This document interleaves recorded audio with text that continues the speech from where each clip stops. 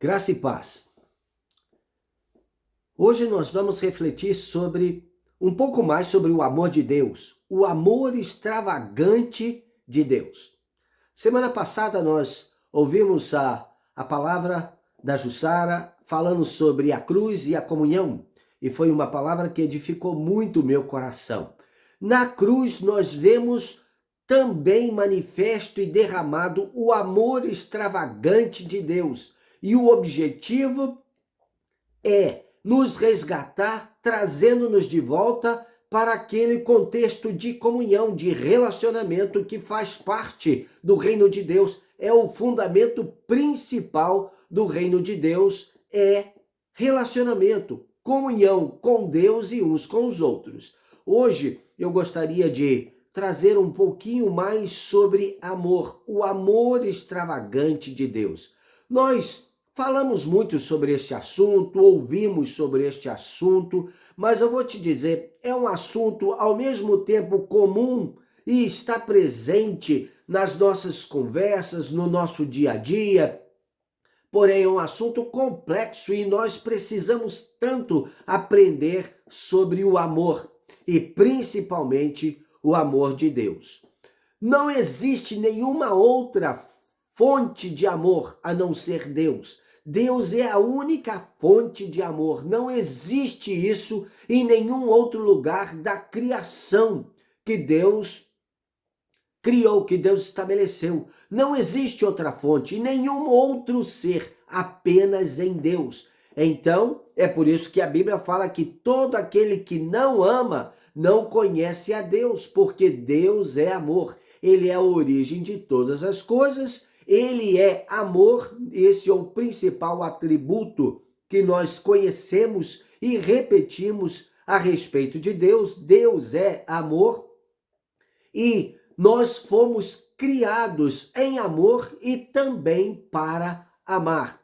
Nascemos com esta necessidade de sermos alimentados de amor. Então, desde o ventre, a maior necessidade que a criança tem é para que ela tenha uma vida próspera, abençoada e possa crescer com graça e vida. Ela precisa ser ministrada desde o início, ainda no ventre, e ser cheia de amor. Nós nascemos, fomos criados por Deus, fomos gerados em Deus, que é amor, para amar. 1 João capítulo 4, verso 8, nos mostra que Deus é amor. O amor precisa ser manifestado desde o ventre. A rejeição gera distúrbios e danos na personalidade de uma criança. E quando ela cresce, se isso não for rapidamente corrigido, isso vai refletir diretamente na sua identidade, na sua maneira de viver e principalmente gerar nela muito medo.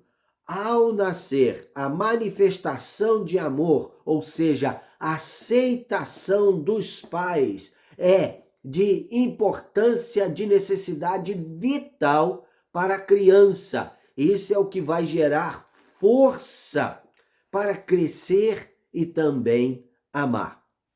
Então, a maior necessidade que nós temos na nossa vida é amar e também sermos amados. Você já ouviu falar de Frederico II? Ele viveu há muito tempo atrás, nasceu em 26 de dezembro de 1194, então é muito tempo atrás. Morreu em dezembro também de 1250. Foi imperador da Sacro Império Romano e rei da Itália. Este homem fez muitas invenções, ele era muito curioso e ele desejava muito conhecer mais profundamente o ser humano, né? E também ele queria saber como era Deus, a língua dos anjos, e ele fez alguns experimentos. Um destes que a história nos conta é que ele raptou vários bebês recém-nascidos, colocou todos assim dentro de como se fosse uma incubadora ou um hospital, um lugar preparado para cuidar das crianças e contratou várias enfermeiras para estarem o tempo todo dando assistência a essas crianças, porém com uma regra: elas tinham que trabalhar em completo silêncio. Ele esperava que, à medida que aqueles bebês crescessem, eles começassem a expressar uma comunicação que era ou originária no Éden ou a língua dos anjos. Então não teve nenhuma manifestação por parte das cuidadoras sobre esses bebês. Este era o intento de Frederico II. Sabe qual foi o resultado? Todos estes bebês morreram.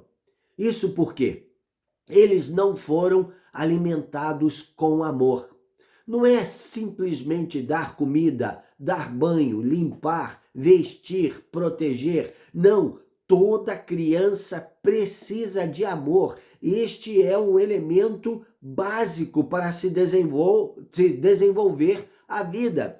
Como não houve nenhuma manifestação por parte desses cuidadores ou das cuidadoras, então eles foram gradativamente definhando e morreram todos. E Frederico II ficou sem nenhum resultado daquele experimento que ele estava fazendo.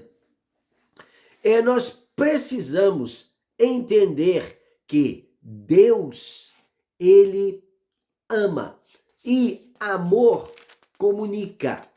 Este é o primeiro ponto que nós aprendemos na palavra sobre a manifestação de Deus, Criador, que é um Deus de amor. A primeira manifestação de amor, Gênesis, capítulo 1, está lá escrito que Deus disse, ao comunicar palavras da sua autoridade, do seu coração, ele criou todo o universo. No princípio criou Deus os céus e a terra. E como que ele criou? Ele disse, haja. E as coisas começaram a acontecer, a se formar. Nós vemos também em João capítulo 1, verso 14, que está escrito, e o verbo se fez carne e habitou entre nós. O verbo, a comunicação, o reino de Deus é estabelecido em amor que comunica. Quem não ama não pode conhecer a Deus. Deus é amor. Romanos capítulo 5, verso 5, diz que o amor de Deus foi derramado em nosso coração pelo Espírito Santo. Então, nós nascemos como um projeto de Deus na criação. E isso foi manifestado primeiramente em palavra. Nós também vemos que este amor com o qual nós fomos criados, ele está intrinsecamente ligado à nossa vida. E ele é manifesto especialmente nos nossos relacionamentos. Por exemplo, no casamento, um homem e uma mulher, que tipifica a Trindade. Depois, através dos filhos, quando, na ordem que Deus deu ao primeiro casal, quando ele apresentou Eva a Adão, e este ficou encantado com o que Deus estava trazendo adiante dele ali, e depois a ordem que Deus deu para eles foi: multiplicai-vos, enchei a terra. E isso é através do gerar filhos. Isso deve ser também uma atitude de amor. E todos nós que somos pais sabemos que quando nós temos nossos filhos, isso mexe tanto conosco, muda tanto a vida da gente e tira de nós aquilo que deve ser o melhor da nossa vida. Porque Filhos exige atenção, exige que nós abramos totalmente o nosso coração para recebê-los. Eles precisam de cuidados, eles precisam de atenção contínua, de palavras de afirmação. Eles precisam que nós estejamos ao redor deles o tempo todo, para que eles possam crescer, desenvolver a sua vida de uma maneira equilibrada e segura. E isso vem através da manifestação de amor. Então, ser pai, ser mãe é desenvolver atributos que se pareçam com Deus, o nosso Criador. O amor, ele é manifestado na comunicação, mas também é através de companheirismo, amizade. Nós temos esses relacionamentos que desenvolvemos ao longo da nossa vida. Isso precisa ser uma manifestação de amor. Por exemplo, Ruth e Noemi é um exemplo muito grande a respeito de amor e cuidado de uns para com os outros, né? Então nós vemos lá no livro de Ruth, no capítulo 1, que está escrito: disse, porém, Ruth, não me inste, ou seja, não me obrigues para que te deixe e deixe de te seguir. Por onde quer que fores, irei eu. E onde quer que pousares, ali pousarei eu. O teu povo é o meu povo, o teu Deus é o meu Deus. Onde quer que morreres, morrerei eu, e aí serei sepultada. Faça-me o Senhor o que bem lhe aprouver, se outra coisa que não seja a morte me separe de ti. Mostra aqui uma atitude de companheirismo, de fidelidade, de resiliência. Ruth, amou a sua sogra de tal forma que, mesmo nos tempos tão difíceis de infortúnio, elas estavam tão unidas, e essa Ruth foi uma graça de Deus, uma bênção de Deus na vida daquela mulher tão sofrida. Então nós vemos também um exemplo semelhante na vida de Jonas, ou de Jonatas, para com Davi. Isso está escrito lá em 1 Samuel, capítulo 18, nos versos 3 até o verso 5, que fala desta forma. Isso foi logo depois das batalhas que Davi travou e a luta que ele teve com Golias, né? Sucedeu que, acabando Davi de falar com Saul, a alma de Jonatas se ligou com a de Davi, e Jonatas o amou como a sua própria alma. Saul, naquele dia, o tomou e não lhe permitiu que tornasse para a casa de seu pai. Jonatas e Davi fizeram aliança, porque Jonatas o amava como a sua própria alma. Despojou-se Jonatas da capa que vestia e a deu a Davi, como também a armadura, inclusive a espada, o arco e o cinto. Saía Davi onde quer que Saul o enviava e se conduzia com prudência, de modo que Saul o pôs sobre tropas do seu exército. Ele era bem quisto de todo o povo e até dos próprios servos de Saul. Nós vemos aqui nessa história uma grande amizade que não se interrompeu e ela perdurou até a morte.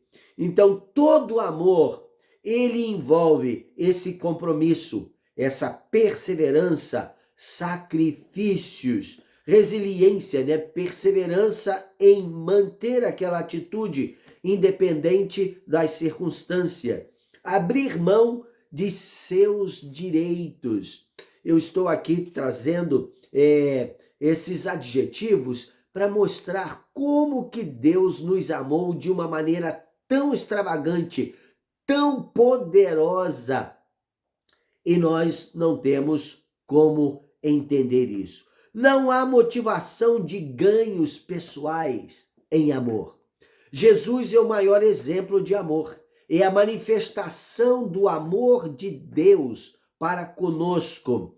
Ninguém que entra neste mundo é totalmente desprovido de amor. Por quê? Porque Deus é amor e Ele é o Criador de todas as coisas e Ele é o doador da vida. Nós vivemos num mundo caído. Amor está em descrédito, as pessoas não acreditam uns nos outros, as pessoas têm medo de se relacionarem, as pessoas estão vivendo hoje mais e mais uma vida solitária, uma vida dependendo de si próprio. Muitos não querem compromisso com família e todas as amizades, na maioria das vezes, são por conveniência e assim elas são superficiais. E isso não gera vida. É por isso que existe tantas pessoas desesperançosas da vida. Estão vivendo desespero. Elas não acreditam nem em si próprio. Isso porque não têm sido alimentadas com amor. Agora, mesmo que o mundo esteja assim, nesse estado, tão carente, tão necessitado e tão desacreditado na área de relacionamento, nós podemos afirmar que ninguém que entra neste mundo que Deus criou entra totalmente vazio de amor. Mesmo que os pais não o queiram. E nós temos alguns exemplos assim, de mães que dão à luz e deixam a criança já no hospital, já pronta para ser adotada e ela não quer nada com aquele filho ou filha que gerou. E a Bíblia já diz assim, né? Isso não é fácil de acontecer. Hoje está sendo mais e mais comum, ao ponto que a Bíblia diz: pode uma mãe esquecer-se do filho que amamenta? Isso porque seria muito difícil. Mas, diz lá, todavia, mesmo que isso aconteça, eu, o Senhor, não me esquecerei de ti. Então, independente da situação onde uma pessoa, uma criança, um ser é gerado no ventre de uma mulher, ela não está totalmente desprovida de amor. Por quê?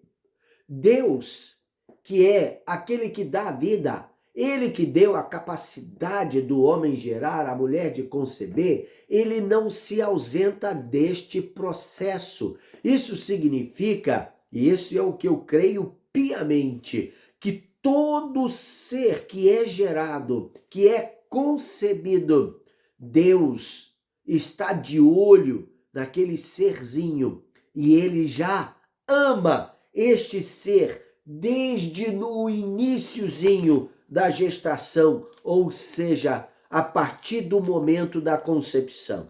No Salmo 139, nós podemos constatar essa realidade, o interesse de Deus por todo ser que é gerado. Lá no capítulo 139 de Salmo, no verso 13, nós lemos assim: pois tu me formaste, o meu interior, tu me teceste no seio de minha mãe.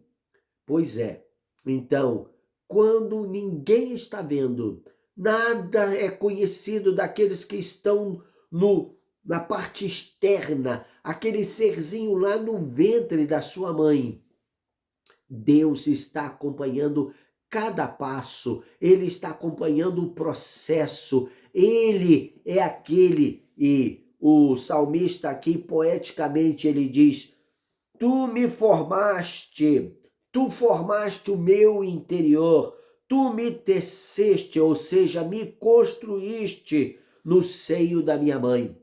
Então Deus, ele desde a concepção, ele já manifesta o seu amor por esse ser.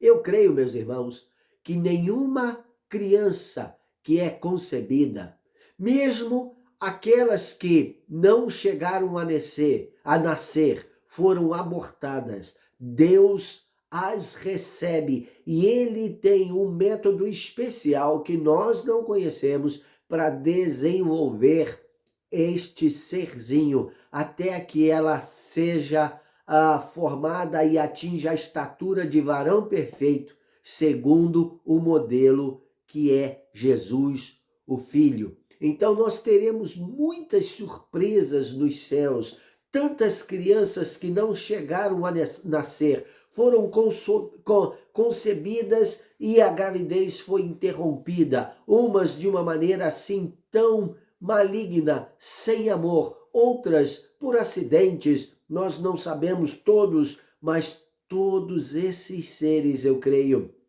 Deus as recebe e tem um jeito de desenvolvê-las para a eternidade. Nós sabemos disso. Agora, toda criança que chega a nascer, mesmo que ela tenha sido rejeitada no ventre da mãe e não houve, aquela coragem de praticar o aborto, tem muitos casos assim, mas ela já nasce com uma bagagem de rejeição imensa que vai ser difícil de ser revertida. Porém, ela não está desprovida de amor. Primeiro, porque Deus a quis. Deus sonhou com ela a partir da concepção. Segundo, ela entrou no mundo que foi Deus quem criou. E ao criá-lo, Deus disse, é bom. E a palavra de Deus nos mostra que a natureza reflete o amor de Deus através da criação.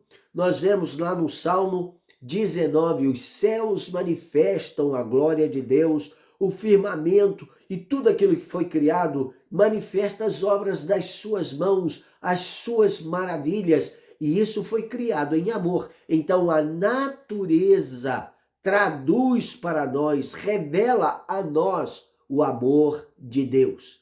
Também Paulo fala sobre isso lá em Romanos, no capítulo 1, no verso 20, que os atributos de Deus, ou seja, o seu amor, o seu poder, que são invisíveis, eles são percebidos pelas coisas que foram criadas, ou seja, toda a natureza revela o amor de Deus. Deus é comprometido em nos amar todo ser vivo, ou todo aquele que recebe vida. Lá no 1 João, capítulo 4, verso 19, até diz que nós amamos porque ele nos amou primeiro. Ou seja, ele é a fonte, ele é aquele que nos fez com essa capacidade de amar. Agora, nós não temos como desenvolver amor, a não ser que olhemos para Deus, que nos ama de forma tão extravagante, Ele é, como eu disse antes, a única fonte de amor. Jeremias, capítulo 31, verso 3, diz: com amor eterno eu te amei, por isso com benignidade te atraí.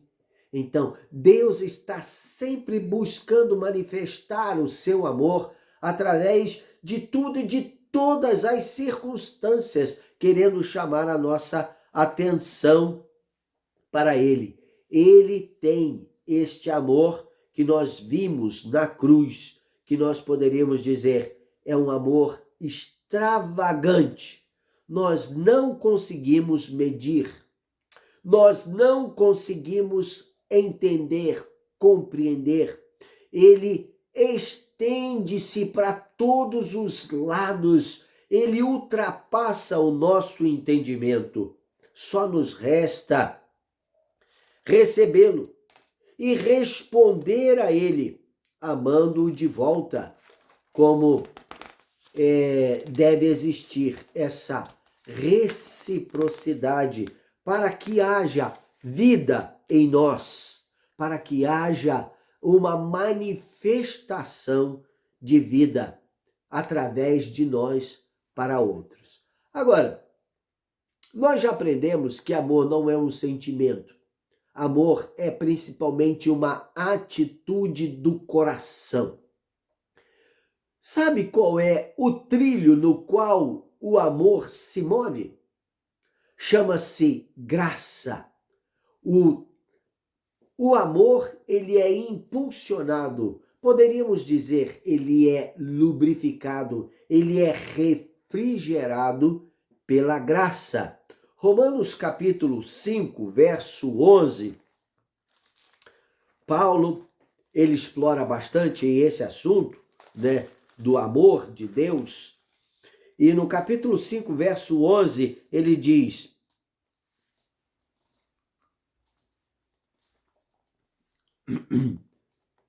e não apenas isso, mas também nos gloriamos em Deus, nosso Senhor Jesus Cristo, por intermédio de quem recebemos a reconciliação.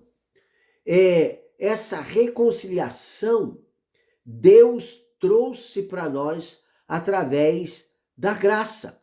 A graça foi manifesta às nossas vidas, trazendo-nos amor, a revelação do amor de Deus. João capítulo 15, verso 13, nos revela: ninguém tem maior amor do que este, de dar a alguém a própria vida em favor dos seus amigos. Isso é a manifestação da graça de Deus sobre nós. Em Efésios capítulo 2, verso 1, nós vemos que ele nos deu vida, estando nós mortos nos nossos delitos e pecados. Isso é a graça. É esta graça que nos salva, que nos restaura e nos enche do amor de Deus, né? Capítulo 2 de Tito, Paulo também continua explorando esse assunto, verso 11, e ele diz: a graça de Deus se manifestou salvadora a todos os homens. Então, quando nós lemos ou ouvimos João, capítulo 3, verso 16, que diz que Deus amou o mundo de tal maneira que deu o seu Filho unigênito para que todo aquele que nele crer não pereça, mas tenha vida eterna. Ele está falando ali sobre essa manifestação da graça de Deus, que nós já aprendemos é um dom de Deus, é um presente que nós não merecemos, é uma dádiva que nós não podemos comprar ou merecer de forma alguma. Nós simplesmente precisamos receber e guardá-la no nosso coração. Isso também é um ato de fé que é depositada no amor de Deus para conosco. Agora, quando nós deixamos de considerar esse amor de Deus, esse amor extravagante de Deus, que nós não podemos entender. Quem somos nós? Eu sei que muitas pessoas ainda continuam, eles têm tanta dificuldade com essa questão que eles ficam tentando fazer alguma coisa para atrair o favor de Deus sobre eles. Então, eles fazem sacrifícios, eles acham que podem atrair Deus através do seu trabalho e dedicação, seja à obra, seja ao trabalho físico, seja às vezes a própria família. Gente, é impossível. Nós não temos como atrair Deus para nós por merecimento, por mérito próprio. Não. Ele nos ama porque ele nos ama. E isso é natural da parte de Deus para conosco. Ele é amor e não tem nada que nós possamos fazer que possa obrigar Deus a nos amar. Não, ele nos ama de livre e espontânea vontade. E isso é o trilho no qual o amor dele se move, a graça. Da mesma forma, à medida que nós somos aperfeiçoados em Deus e começamos a refletir o amor de Deus, a graça de Deus, o caráter de Deus através da nossa vida, a graça também será o trilho que manifestará o nosso amor. É por isso que é possível amar, inclusive, os inimigos. Não é apenas o cônjuge, não é apenas os filhos, não são os amigos apenas, aqueles que são achegados a nós. Não, mas a todos. Da mesma maneira que Deus ama de forma universal a todos que existem, né? Nós temos a capacidade também de dirigir o nosso amor para com aqueles que estão perto e aqueles que estão longe. Toda dádiva é uma atitude também de amor. Eu vejo e de vez em quando eu ouço algumas histórias bem interessantes a respeito do resultado de amor. Na maioria das vezes, as histórias de amor que nós conhecemos estão relacionadas à afeição de um homem para com a mulher, ou vice-versa, ou de mãe para seus filhos, como que muitos homens já sacrificaram suas próprias vidas em favor do cônjuge. Eu ouvi uma história de um pregador, isso tem muitos anos atrás, e eu nem lembro exatamente os detalhes da história, mas o contexto geral me chamou muita atenção. Isso aconteceu na época do domínio da Inglaterra sobre o mundo, e eles prenderam um homem que foi acusado de traição à coroa da Inglaterra. E este homem foi condenado à morte por fuzilamento. E a esposa dele foi até ao capitão da tropa que estava lá, o comandante da tropa que estava encarregado de executar a morte dele através do fuzilamento. E ela chegou lá e se ajoelhou e se humilhou e disse: não mate o meu marido, eu preciso dele, os filhos precisam dele, ele é um bom homem, ele está sendo acusado injustamente, não mate o meu marido. E esse homem olhou duramente para ela e disse: olha, mulher, esse homem vai morrer porque ele traiu a coroa da Inglaterra. E a pena para isso é a morte. E só tem um jeito dele não morrer. É se o sino da igreja não tocar, porque estava marcado o fuzilamento para as 7 horas da manhã. E ele disse: apenas se o sino não bater, ele não vai morrer. Do contrário, quando bater o sino marcando 7 horas, ele vai morrer. Aquela mulher saiu dali. E aí eles estavam lá todos preparados para fuzilarem aquele prisioneiro. E esperaram, e esperaram. E o sino não tocou, não bateu. Aí o comandante mandou alguém lá na igreja falar com o padre por que que o sino não bateu, porque já tinha passado a hora. E o padre disse: olha, eu toquei esse negócio, eu puxei, eu pendurei-me nessa corda aqui para tocar o sino na hora certa, mas não aconteceu nada, deve ter quebrado, deve ter alguma coisa lá em cima que impediu. E eles ficaram sem entender. E de repente eles viram aquela mulher, a esposa daquele homem que estava para ser fuzilado, descendo já, tropegar, quase desmaiando, com as duas mãos todas amassadas, quebradas, ensanguentadas. Ela tinha agarrado o pêndulo do sino de tal forma, aquele sino de bronze pesado, né?